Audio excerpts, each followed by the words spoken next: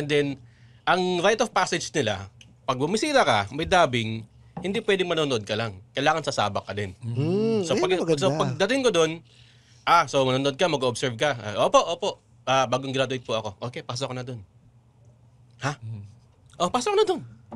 Ano pa gagawin? Di mag-dub. So, pinag-dub ako.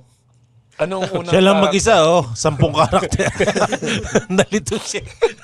Anong unang binitawan? Anong unang karakter ang dinab mo? Ang mga dinadab po namin before was para mga class B na movie galing US. So, hindi makasikat, pero sinisira sila, pinapalabas nila sa YouTube.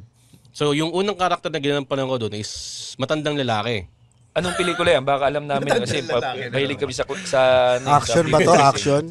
Makikipag-usap na naman to. Kanino to nakikipag-usap? Tumatanda na lang ito. May hinahanap siyang babae. Yan. Yun naman lagi eh.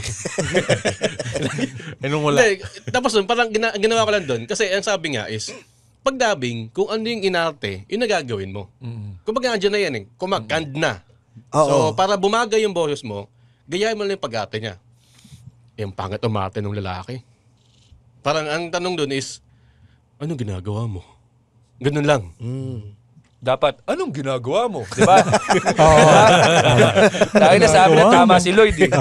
Baka naman taga may kawayan lang kasi yung karakter niya.